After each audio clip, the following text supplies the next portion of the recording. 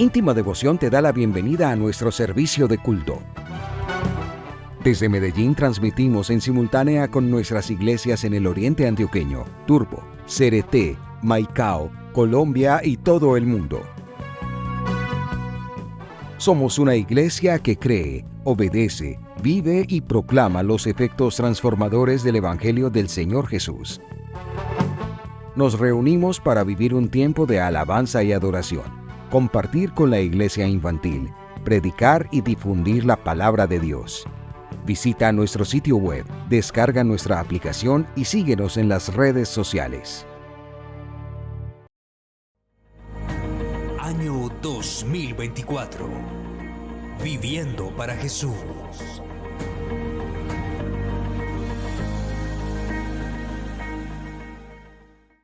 La religión oficial. Mientras más obras hagas, mayores oportunidades tienes de ser salvo. Nosotros no hacemos obras para ser salvos. Nosotros hacemos obras porque somos salvos. Debe quedar eso muy presente. Lo que sí está haciendo el apóstol Juan aquí es que él va a hacer un contraste entre el no creyente que desea hacer la voluntad del mundo con el creyente que desea hacer la voluntad de Dios. Pregunta: ¿cuántos se deleitan en hacer la voluntad del mundo? Pregunta: ¿cuántos se deleitan en hacer la voluntad de Dios? Cuidado pues con lo que están contestando. Y vuelvo y lo pregunto: ¿cuántos se deleitan en hacer la voluntad de Dios? De acuerdo. Y Juan, ¿qué está haciendo aquí en este versículo? Él le está recordando a la persona que desea la voluntad del mundo que el mundo no va a durar para siempre. Pero a nosotros se nos hace un llamado a hacer la voluntad de Dios. Y hemos repetido una y otra vez el texto de Romanos 12, que dice que la voluntad del Señor, ¿cómo es?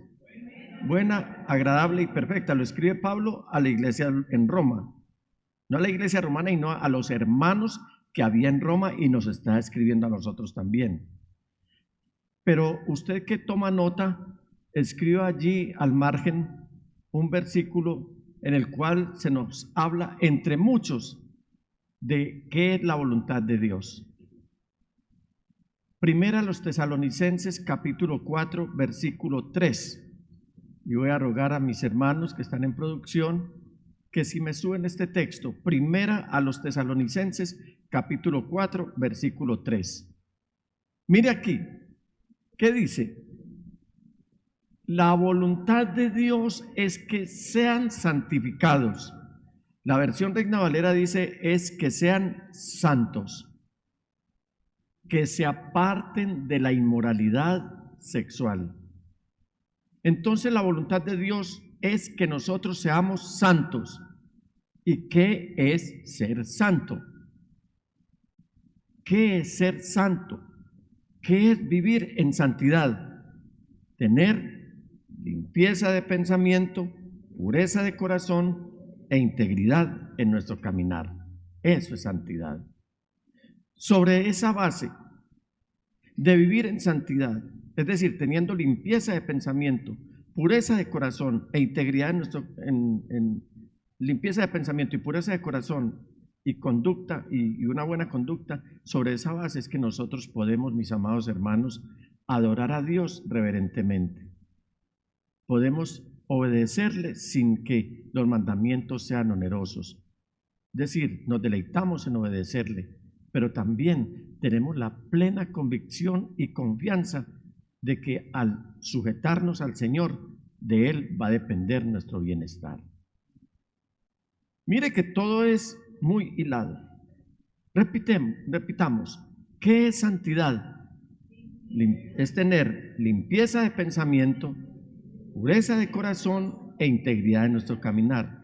Cuando tenemos limpieza de pensamiento, pureza de corazón e integridad en nuestro caminar, en nuestra conducta, se nos va a hacer mucho más fácil adorar a Dios reverentemente. Se nos va a hacer mucho menos oneroso, como es para muchos, obedecer a Dios. Y por supuesto, al obedecer a Dios, tenemos la plena confianza de que Él puede obrar en favor de nosotros. ¿Sabe cuándo la gente, las personas, se ven en dificultades para descansar en el Señor? Cuando son confrontados ellos mismos al no haber obedecido la palabra de Dios. Porque, como el mismo Señor Jesús lo dice, los mandamientos de Él no son onerosos. Así que Juan nos está recordando aquí, o por lo menos le está recordando a la gente que desea hacer la voluntad del mundo, que el mundo no va a durar para siempre. Es más, Juan usa el tiempo presente para decir, el mundo se acaba. Es lo que está diciendo. Mire, el mundo se acaba. Está hablando en un verbo presente. Palabras más, palabras menos, es lo que está diciendo es que el sistema de este mundo está ya en proceso de desintegración. De ahí se desprende el título del mensaje, el peligro de andar sobre terreno movedizo. La tragedia de andar sobre terreno movedizo. Ustedes lo entienden. ¿Por qué? Porque el mundo ya está pasando. El mundo ya está pasando. En este momento el mundo se está acabando. El mundo está agonizando. Este sistema va a desaparecer. Que está en todo su furor, sí. Pero este sistema no va a durar para siempre. Y esto pareciera ser como una fiesta. Muchos están tomando este mundo y este sistema como si fuera una fiesta. Y ustedes ven que cuando hay una fiesta, nadie está triste, sino que todo el mundo está alegre. Todo el mundo está eufórico. Todo el mundo grita apoteósicamente con respecto al motivo de la fiesta. Muchos están queriendo tapar el sol con un dedo. Y aún hasta niegan la realidad de lo que estamos viviendo, a tal punto que dicen, todo va de maravilla, todo va bien, las cosas parecen ir de manera inmejorable. Mis amados hermanos, usted seguramente logró conseguir un pasaje y está todo emocionado por dentro. Lo que pasaba, recuerdo aquí la historia del Titanic. Nadie iba triste en esa embarcación, absolutamente nadie. Y la gente seguramente estaba pensando que esa fiesta apenas estaba comenzando, cuando estaban abordando ese navío de grandes magnitudes nunca visto antes en la historia. Pero la gente del Titanic o la gente de hoy, así como la del Titanic, están danzando sobre una cubierta, sobre su cubierta de algo que en cualquier momento se va a hundir. La gente no ha querido creer. La gente tiene endurecido el corazón. Pero la gente no se ha dado cuenta que su fiesta que a esta hora están viviendo se está llevando a cabo en un barco que está empezando a hundirse. Y es tanto el bullicio que la gente no ha captado que el mundo se va a acabar, como nos lo dice aquí el apóstol Juan. Amados hermanos, aquí hay una sola respuesta para sus deseos. Hay una sola solución para sus insatisfacciones. Se encuentra en amar, seguir y obedecer la voluntad de Dios. ¿Dónde encontramos la respuesta a qué es la voluntad de Dios?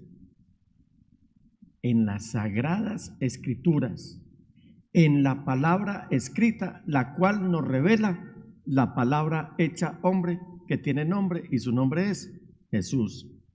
¿Por qué? Les estoy diciendo esto, mis amados hermanos, porque el Señor permanece para siempre, pero también permanece para siempre el gozo de los que seguimos al Señor Jesús. No hay otra fuente, no hay otro lugar, no hay otra manera de que tengamos un gozo permanente fuera de Jesucristo, quien se deleita en un pueblo que se goza en Él, porque Dios definitivamente permanece para siempre. Él es desde el principio que no tiene principio y será hasta el final que no tiene final. Pero el apóstol Juan nos está recordando de manera muy sutil, yo diría hasta de una manera muy tierna, que nosotros como cristianos, como hijos de Dios, como llamados a ser santos, ahora mismo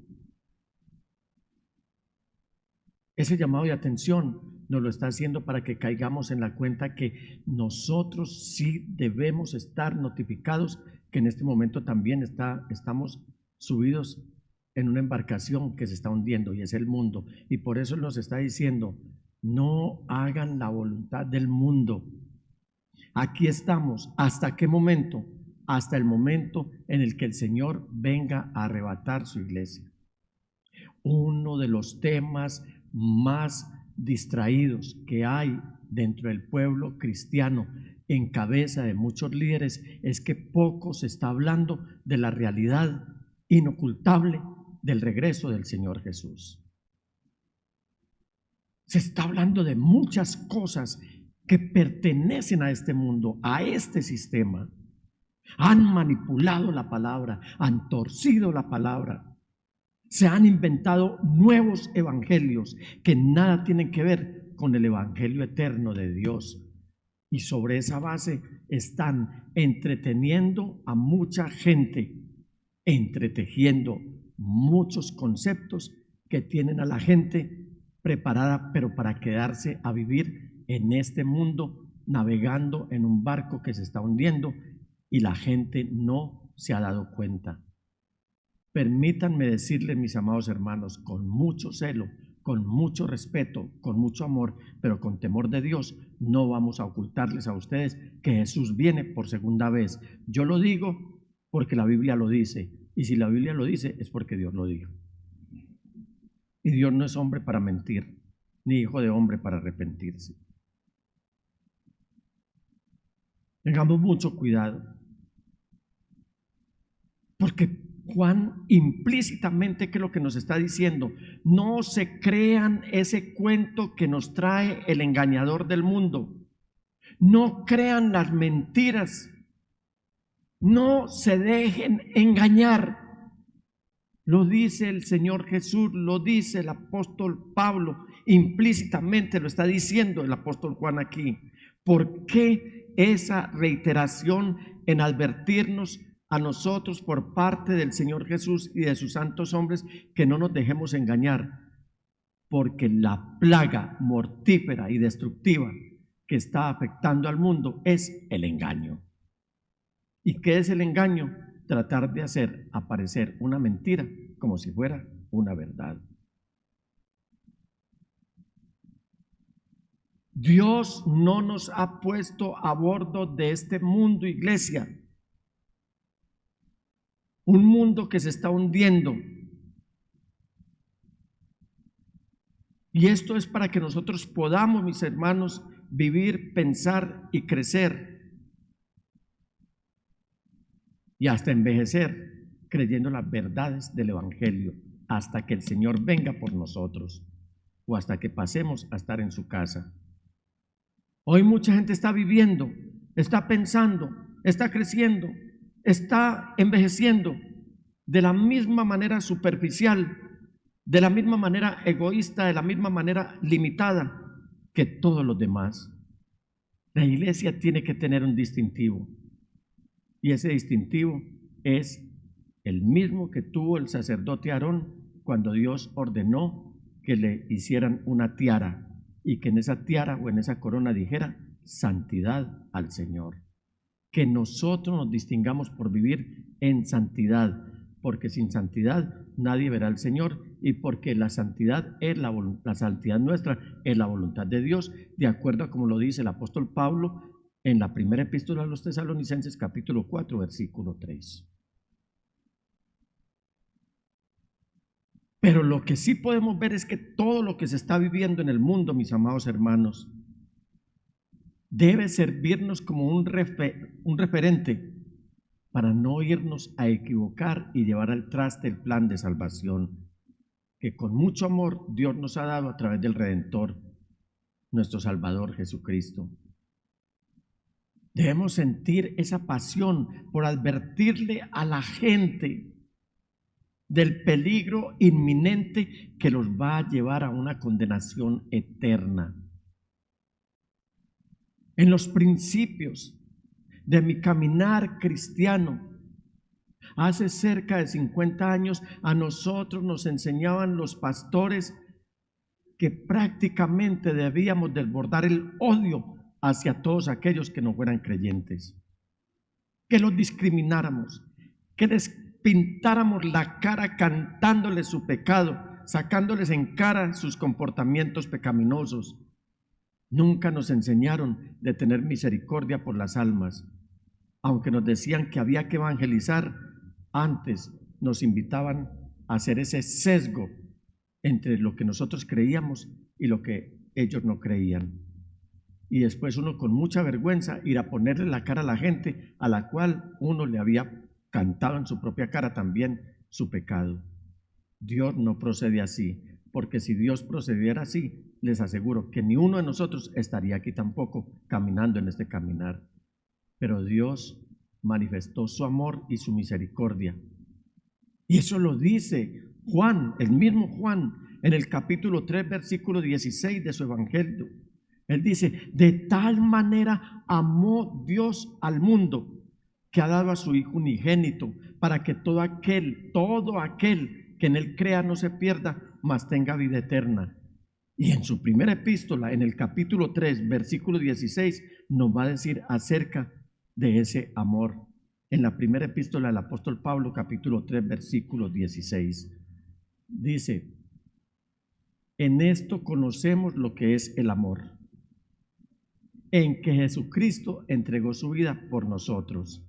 ¿Usted es consciente de esa realidad, hermano?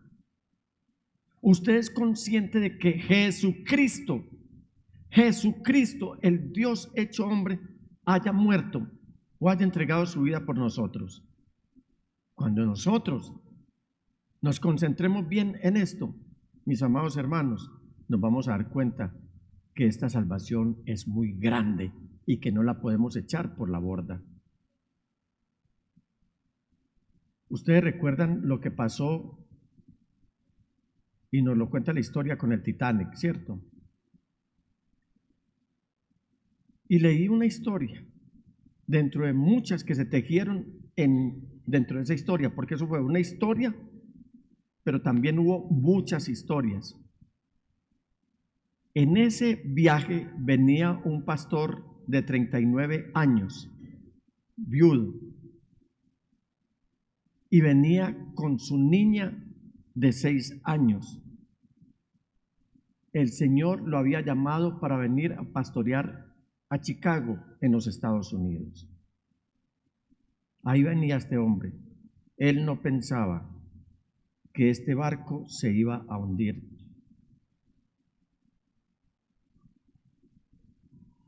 Cuando el barco chocó con el iceberg y se hizo añicos, no hubo salvavidas para todas las personas. ¿Y sabe qué hizo este pastor? Él empezó a buscar personas y a decirles que tenían que ser salvos. Hubo una oportunidad de él subirse a un pequeño madero y aún así alcanzó a ver a un hombre que se estaba ahogando. Él se bajó de ese madero y se lo pasó a ese hombre. Todo el tiempo que se vivió en el desarrollo de esta historia, él les estuvo gritando: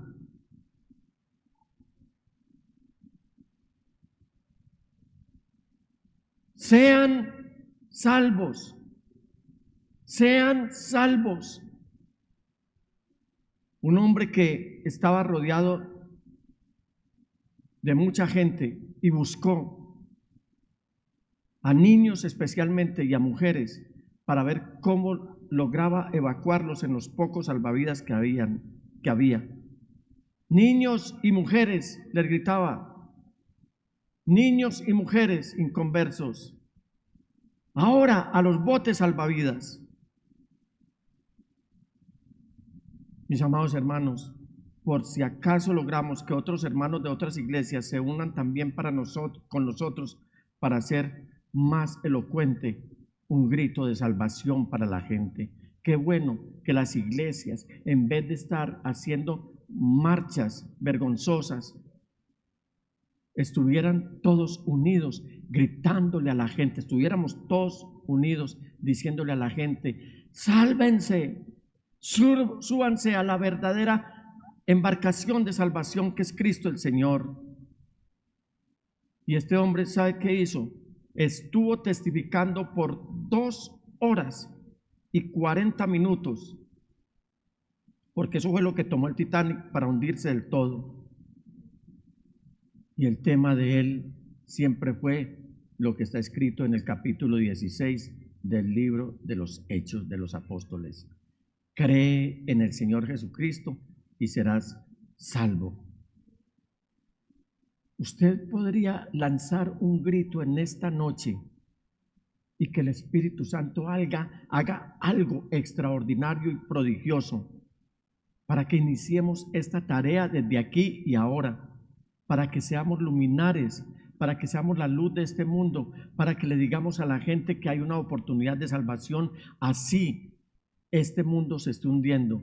Usted podría alzar su voz en este momento y sumarse a lo que le dijo Pablo en su momento al carcelero de Filipos, pero también a lo que le dijo este pastor a todos los que se estaban hundiendo allí, que creyeran en el Señor Jesús. Quisiera yo que usted uniera su voz conmigo en esta noche y gritáramos, pero que esto lo hiciéramos una tarea del día a día para ver a cuántos salvamos, a cuántos traemos a la salvación. ¿Puede gritar conmigo entonces en este momento? Dígalo conmigo: cree en el Señor Jesucristo y serás salvo. Este hombre murió. Este pastor falleció bajo las aguas heladas del océano. Pero hubo un hombre al cual él le permitió conocer a Jesús, que luego dio el testimonio de que él había recibido este mensaje y que Dios había hecho el milagro de darle la salvación a él y a su familia. Amados hermanos, permítanme, les planteo las siguientes preguntas. ¿Cuántos viven en santidad?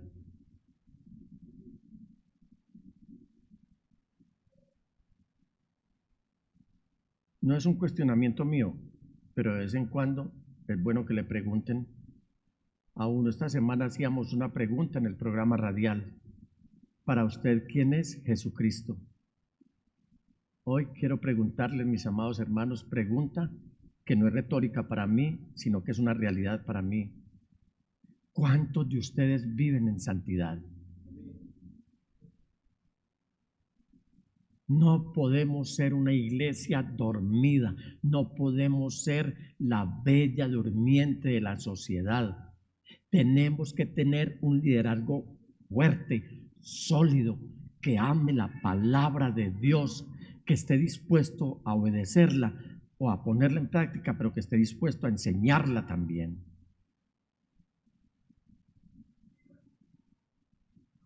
Dejemos de estar viniendo a un culto y ya. Entremos en la realidad que Cristo viene y viene por una iglesia que ame también su eterna palabra.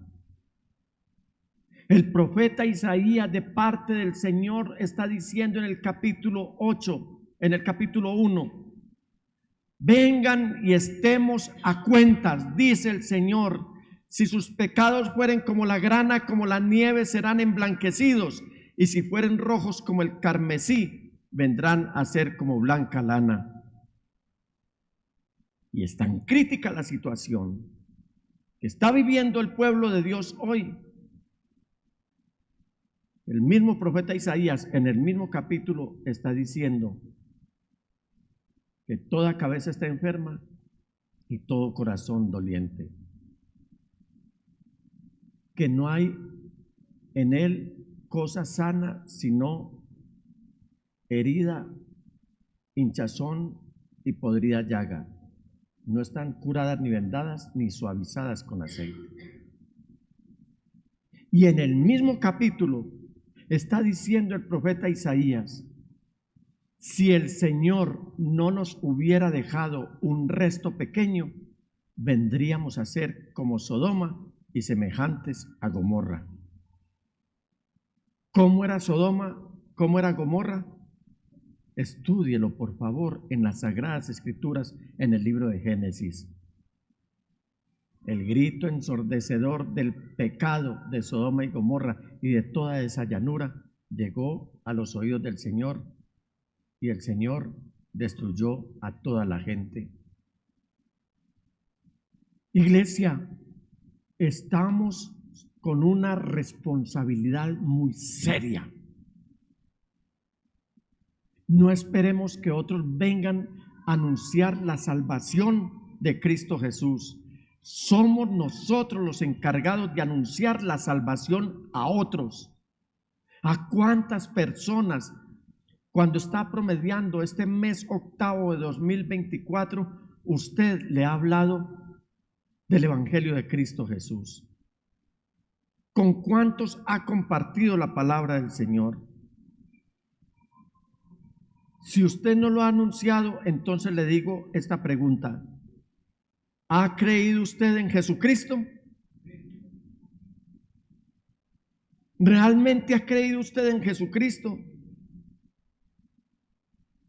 ¿Le ha creído a lo que Él dice en su eterna palabra? ¿Está puesta su confianza en el mundo que está navegando?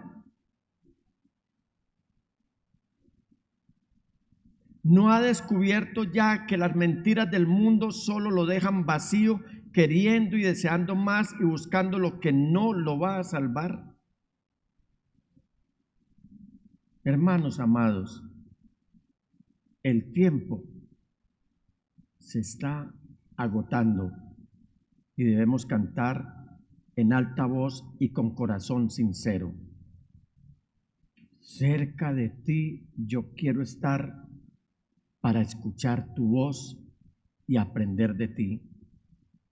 Señor, quiero ser un reflejo de tu amor. Yo quiero vivir solo en tu voluntad. Jesús, eres mi buen pastor.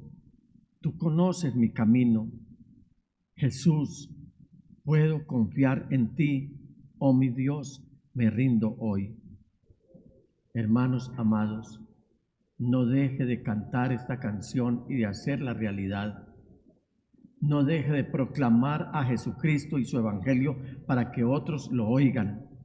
Nunca deje de amar y desear estar más cerca del Señor Jesús, el buen pastor que prometió pastorearnos, aun cuando la tormenta arrecie y el valle de la muerte, que es el mundo, se torne cada vez más oscuro, amenazante y agresivo.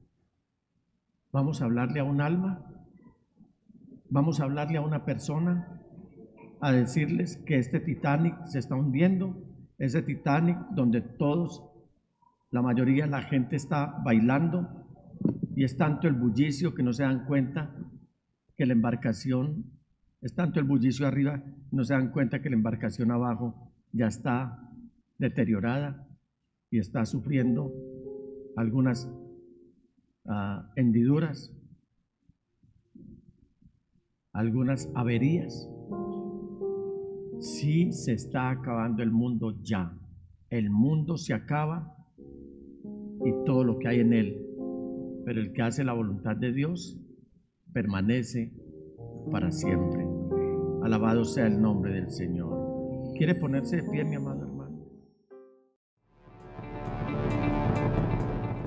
Íntimo Devoción te agradece por acompañarnos en nuestro servicio de culto. Desde Medellín transmitimos en simultánea con nuestras iglesias en el Oriente Antioqueño, Turbo, Cereté, Maicao, Colombia y todo el mundo. Somos una iglesia que cree, obedece, vive y proclama los efectos transformadores del Evangelio del Señor Jesús. Nos reunimos para vivir un tiempo de alabanza y adoración, compartir con la iglesia infantil, predicar y difundir la palabra de Dios. Visita nuestro sitio web, descarga nuestra aplicación y síguenos en las redes sociales. Año 2024. Viviendo para Jesús.